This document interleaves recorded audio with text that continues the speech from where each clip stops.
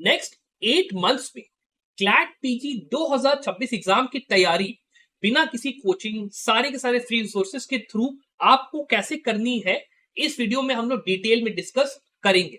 फिर चाहे पीएसयू के अंदर जॉब पाने के लिए, टॉप 5 या टॉप 10 कॉलेज से एलएम करने के लिए एनएलयूज में, या जैग एंट्री के एसएसबी क्वालिफाई करने के लिए, कोई भी आपका टारगेट हो, इस वीडियो में हम लोग आपको एक एक चीज डिटेल में बताएंगे। पेपर पैटर्न से लेके एग्जाम की स्ट्रेटजी, सब्जेक्ट वाइज प्रिपरेशन पूरा कवर होगा। तो इस वीडियो को प्लीज यहाँ पे स्टूडेंट्स लास्ट तक देखिएगा। एक आपका वन स्टॉप गाइड है for all the things that you need to know. और साथ ही में हमारे चैनल को सब्सक्राइब करते हुए व्हाट्सएप और टेलीग्राम ग्रुप को जरूर ज्वाइन करिए for all the latest updates. अब हम लोग वीडियो के अंदर देखिए, पहली बात तो पेपर पैटर्न को थोड़ा डिस्कस करेंगे कि जब से 2020 से क्लैट ने पैराग्राफ वाइज पेपर देना शुरू किया है, तब से क्या क्या चेंजेस आए हैं वो पूरा अंडरस्टैंड करेंगे, बिकॉज ये बहुत इंपॉर्टेंट है आपको जानना। फिर हम लोग डिस्कस करेंगे कट ऑफ को, कि आप मान लो जिस भी टारगेट के लिए एग्जाम को दे रहे हो, उसमें आपको कितना टारगेट लेके चलना है, कितना स्कोर मुझे करना है, ताकि पहले से मैं तैयार रहूं कि हाँ इतना घंटे पढ़ाई इतने दिन में करनी है, कैसे करनी है, वो मेरा टारगेट क्लियर हो। इसलिए कट ऑफ भी डिस्कस करेंगे। फिर we will discuss the important dates कि एग्जामिनेशन फॉर्म कब आएगा, बाकी सारी चीजें कब वर्क करेंगी, आपका एग्जाम कब होगा, रिजल्ट वगैरह कब आएगा, पूरी बात हम लोग करेंगे। Then we will go towards the syllabus कि सिलेबस के अंदर क्या क्या सब्जेक्ट्स आते हैं, from insurance law to banking law to constitution, जो सबसे इंपॉर्टेंट सब्जेक्ट्स है, पूरा मिक्सचर क्या है वो पूरा डिस्कस करेंगे।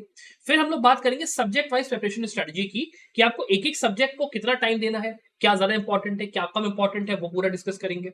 नेक्स्ट हम लोग बात करेंगे केस लॉज की, कि आपको landmark case laws, recent case laws, पुराने केस लॉज कितने पढ़ने हैं, कहाँ से पढ़ने हैं, क्या रिसोर्सेज होंगे, क्या यूज करना है, वो पूरा डिस्कस करेंगे, जिससे कि आपको एक पूरी कंप्लीट स्ट्रेटजी मिल जाएगी क्लैट पीजी एग्जाम की प्रिपरेशन के लिए। और यहाँ पे मैं आपको कोई भी ऐसी चीज नहीं बताऊंगा जो कि फ्री ऑफ कॉस्ट अवेलेबल आपको इंटरनेट पे नहीं मिलती है। सब कुछ फ्री ऑफ कॉस्ट रहेगा। सारे सोर्सेज का लिंक भी आपको मैं डिस्क्रिप्शन में दे दूंगा, ताकि आपको सारा का सारा मटेरियल जो है आराम से एक्सेसिबल हो जाए। ठीक है, अब स्टार्ट करते हैं सबसे पहले पेपर पैटर्न के साथ स्टूडेंट्स, कि यहाँ पे पेपर पैटर्न क्या होने वाला है एग्जाम का।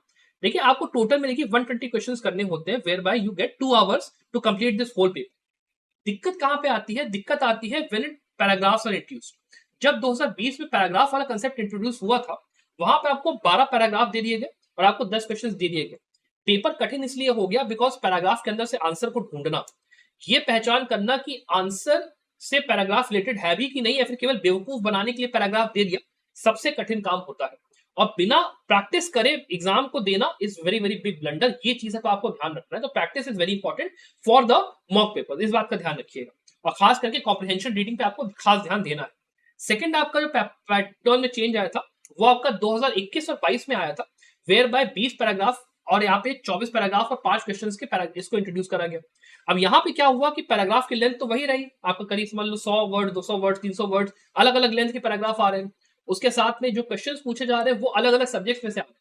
सो आपको पूरा दिमाग यूज करना है कि पहले मेरे को क्या अटेम्प्ट करना है, बाद में मेरे को क्या अटेम्प्ट करना है, पेपर कहीं मेरा छूट ना जाए, एवरीथिंग कम्स इनटू पिक्चर। और केवल 2 घंटे का टाइम, तो इसीलिए this paper is quite difficult.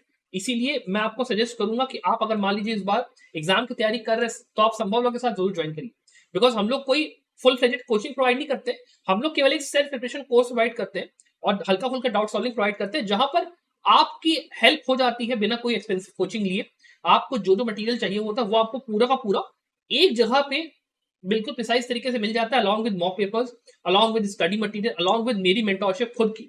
तो अगर आपको एनरोल करना होगा तो मैं अभी वीडियो में आगे उस कोर्स के बारे में बात करूंगा, बट 5499 में आपका पूरा कोर्स जो कंप्लीट है वो आपका आ जाएगा।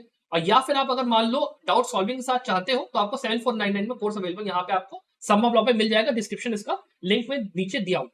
इसके बाद हम लोग बात कर लेते हैं कि स्टूडेंट्स आपके पास टाइम अभी यहाँ पे देखो कितना बचा है। आप कहीं ना कहीं वीडियो देखिए अप्रैल में या अप्रैल के सेकंड या फर्स्ट वीक में देख रहे हो, और आपके पास देखिए ये मई का महीना चला गया दूसरा, फिर हमारा तीसरा ये महीना आ गया, चौथा ये आ गया, पांचवा महीना ये है, 6, 7 और 8। हमारा जो एग्जाम होगा वो आपका यहाँ 7 तारीख को होना पक्का पक्का निश्चित, बिकॉज पहली बार हर संडे को दिसंबर की पहले संडे को ही एग्जाम होता है, तो 6-7 तारीख को होना पक्का है। तो टोटल में we have 8 months to prepare for this examination. और एग्जामिनेशन को प्रिपेयर करने के लिए आपको किन किन यूनिट्स का ध्यान रखना है, कि आपकी पढ़ाई कैसे जाएगी, वो डिस्कस करते हैं। सबसे पहले हम लोग को एक डिटेल बात ये समझ लेनी है कि we have to study each and every subject. Because paper जो 2025 का खास करके आया था, उसमें उन्होंने कॉन्स्टिट्यूशनल लॉ जैसे पहले आता था तो 30% of paper used to be constitutional law only. But इस बार इन्होंने क्या करा कि इन्होंने सारे सब्जेक्ट्स इंट्रोड्यूस करा, सबके बराबर से क्वेश्चंस दिए, और इसीलिए every subject that is there inside the syllabus has to be studied inside great detail, whereby उन सब्जेक्ट्स के अंदर, जैसे मान लीजिए if you talk about for instance labour, अब लेबर लॉ के अंदर बैंगलोर वाटर सप्लाई का case you know is quite important, उसका पैराग्राफ सीधे सीधे क्लैट पीजी के पेपर में दे दिया था। तो इसीलिए बैंगलोर वाटर सप्लाई का केस, उससे जुड़े हुए आगे के जो उसके केसेस हैं, जिसको की साइट करते हुए यहाँ पर बैंगलोर सप्लाई को साइट करते हुए जो जजमेंट दिए गए, वो पूरी आपको हिस्ट्री पता होनी चाहिए। हो सकता है पैराग्राफ केशवन भारती कहा जाए, हो सकता है पैराग्राफ मिनर्वा मिल्स का आ जाए, हो सकता है पैराग्राफ किसी और सब्जेक्ट के अंदर किसी और मेजर केस लॉ का आ जाए। तो हम लोग को पूरी पढ़ाई केस लॉ सेंट्रिक रखनी है, जहां पे हमें कंसेप्ट की क्लैरिटी अच्छे से रखनी है और केस लॉज को अच्छे से स्टेप बाय स्टेप पढ़ना है कि पहले कौन सा केस आया, फिर बाद में कौन सा आया, फिर बाद में कौन सा आया और उसमें क्या हेल्ड करा गया है। ये चीज आपकी बहुत इंपॉर्टेंट है। उसके बाद जो सेकंड आपका फोकस होना चाहिए फाउंडेशनल सब्जेक्ट की पढ़ाई के साथ में, वो आपका होना चाहिए आपके लैंडमार्क केस लॉज के ऊपर, जो कि आप 2017 से लेकर 2025 के बीच के सारे करेंगे। इससे क्या होगा कि जो पैराग्राफ आपके एटलीस्ट 5 पैराग्राफ ऐसे होते हैं जो कि हर बार रीसेंट जो लैंडमार्क केसेस होते हैं उसमें से पूछे जाते हैं, आपका वो पूरा पूरा पक्का जो सॉलिड चंक है 5 पैराग्राफ का, वो यहाँ पे कवर हो जाएगा लैंडमार्क केस लॉज को पढ़ने से, इस चीज का। और उसके बाद जो लास्ट चीज आपको पढ़नी है वो है आपके recent case laws. Recent case laws जो आपके होते हैं वो आपके 2 डिवीजन बेंच के या 3 जज बेंच के छोटे छोटे डिसीजन होते हैं जो हर साल आते हैं, और कम से कम आपके 200 से लेकर 300 जजमेंट्स यहाँ पे आपको मिलेंगे हर साल। और उसमें क्या इंपॉर्टेंट है क्या नहीं है वो मैं आपको आगे समझाऊंगा, तरीका कैसे आपको आइडेंटिफाई करना है। लेकिन आपको 2023 से लेकर 2025 तक के रीसेंट जजमेंट्स को पढ़ना है, अगर आप पीएसयूज के हिसाब से प्रिपरेशन कर रहे हैं तो। बिकॉज पीएसयूज में आपको 85 प्लस स्कोर करना है, और जैसे जैसे आप रीसेंट केस लॉज पढ़ते हैं, आपका ये चीज अंडरस्टैंड करने वाली होती है कि जितना ज्यादा आप रीसेंट केस लॉज पढ़ेंगे उतना ज्यादा चांस बढ़ेगा कि आप जो पैराग्राफ आने वाला है उसमें आपका तुक्का फंसे कि यही एग्जैक्ट रीसेंट केस लॉ आ गया, और जितना ज्यादा आप कम रीसेंट केस लॉज पढ़ेंगे उतना आपका तुक्का कम फंसेगा। तो पीएसयू वाले स्टूडेंट्स के लिए रीसेंट केस लॉज को पढ़ना और लाइव लॉ बार बेंच या एससीसी ऑनलाइन को पूरी तरीके से रेफर करके चलना, मतलब आप रोज बैठो और 2025 के एटलीस्ट जनवरी से लेके दिसंबर तक के जितने इंपॉर्टेंट आर्टिकल्स आ रहे हैं उनके आप नोट्स बनाओगे तो वो बहुत ज्यादा आपको बेनिफिट करेगा, ताकि आप 85 प्लस अगर टारगेट कर रहे हो स्कोर करने का तो आपका वो टारगेट अचीव हो पाए। फिर अगर आप बात करते हो इन स्टूडेंट्स के लिए जो कि यहाँ पे मान लो टॉप 2 यूनिवर्सिटीज एनलेस और नलसार अगर मान लो चाहते हैं, तो उनको एटलीस्ट कोशिश करना है कि हमें 70 प्लस लाना है। उसके लिए आप अगर थोड़ा सा रीसेंट केस लॉस को कम भी कर दोगे, 2024 से भी करोगे तो काम आपका चल जाएगा। और लास्टली आपके टॉप 5 स्टूडेंट्स मान लो टॉप 5 के लिए टारगेट कर रहे हो कि आपको जीएनएलयू तक चाहिए, गुजरात नेशनल यूनिवर्सिटी तक, तो आपको कम से कम कोशिश करनी कि मेरे को 55 प्लस मार्क्स अपना आ रहा है। वेयर बाय आप बार एंड बेंच लाइव लॉ को अगर आप नहीं भी पढ़ोगे ना, नहीं भी करोगे तो आपको उतना नुकसान आपको नहीं होने वाला है। That will not be a very very big issue. कोई ऐसी दिक्कत नहीं है। आप अगर मान लो हमारे कोर्स में ही एनरोल्ड हो तो वहीं पे आपको सारा का सारा मटेरियल मिल जाता है अगर आप एनरोल्ड हो, वरना आप इन वेबसाइट्स पे जाके जो इंपॉर्टेंट केसेस है वो आप देख लीजिए, आपका काम आराम से हो जाए। तो ये आपका 3 चीजें होंगे। और उसके बाद लास्टली आपका आता है एमसीक्यूज और मॉक टेस्ट की प्रैक्टिस। आपको कोशिश ये करनी है कि आप जितना, अगर मान लो आपकी इंग्लिश कमजोर है तो आप रोज न्यूज़पेपर पढ़ने का, जो जजमेंट्स आते हैं, जो ब्लॉग्स आते हैं उनको पढ़ने की कोशिश करिए, एडिटोरियल्स को पढ़ने की कोशिश करिए।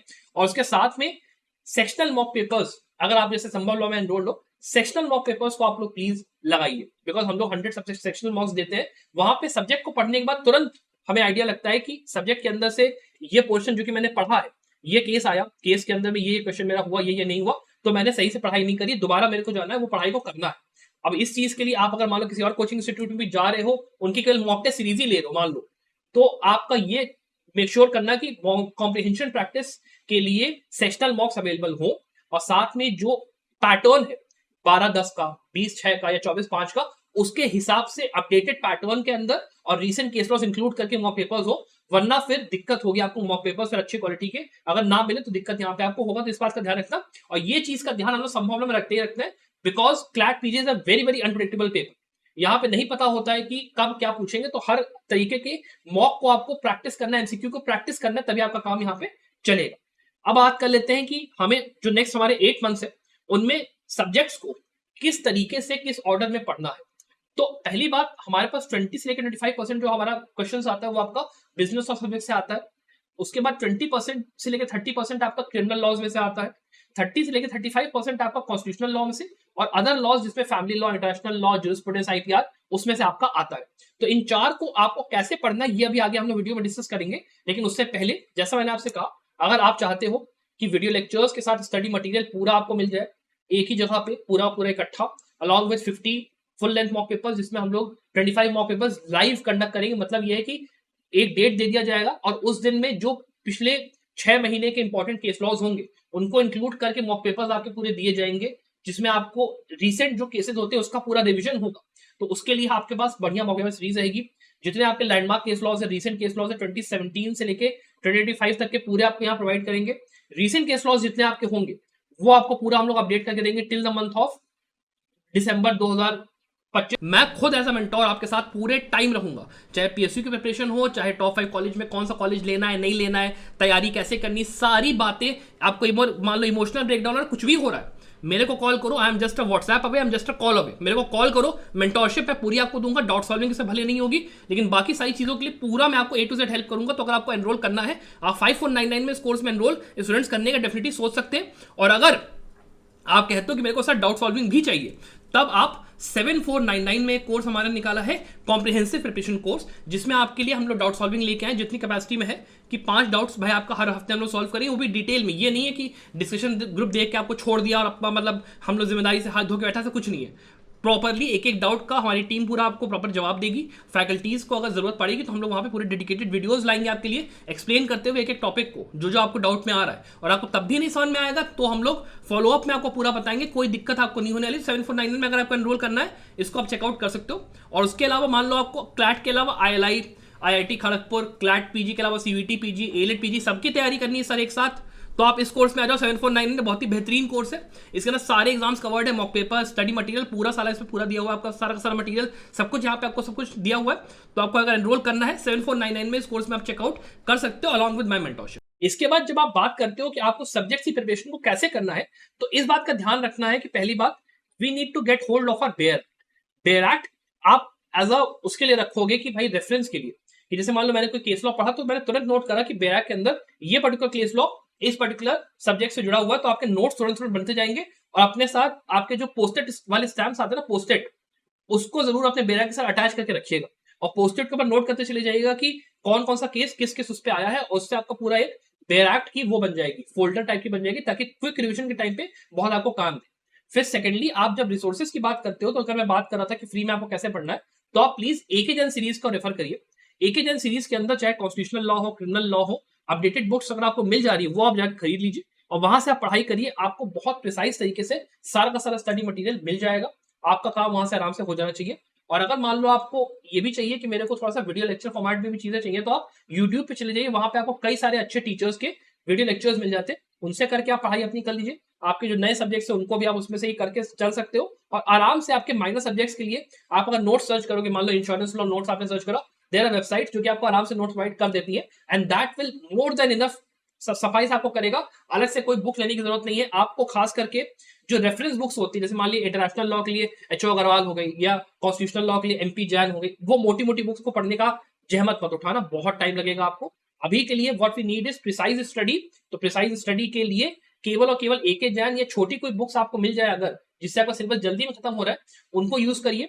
माइनर सब्जेक्ट्स के लिए ऑनलाइन आपको नोट्स मिल रहे हैं वो करिए, यूट्यूब का इस्तेमाल करिए, और कोशिश करिए कि आप एटलीस्ट 2 सेट ऑफ रजिस्टर्स को मेंटेन करो, जिससे कि आप अगर केस लॉज पढ़ रहे हो तो केस लॉ जैसे आपने पढ़ा उसके तुरंत आप नोट्स बनाते चले जाओ, और एक इंडेक्स वाली किताब रखो 2 रजिस्टर में, एक पे नोट्स बनाओ, एक पे इंडेक्स बनाओ, कि केवल इंडेक्स के अंदर ये केस था, केस के अंदर ये होल्डिंग आई थी, जिससे जब आप लास्ट 1 महीने में रिवाइज करने बैठोगे ना, तो वो नोटबुक आपको बड़े काम आएगी। तो ये चीजों का ध्यान में रखते हुए नोट्स बनाइएगा, तैयारी अपनी करिएगा।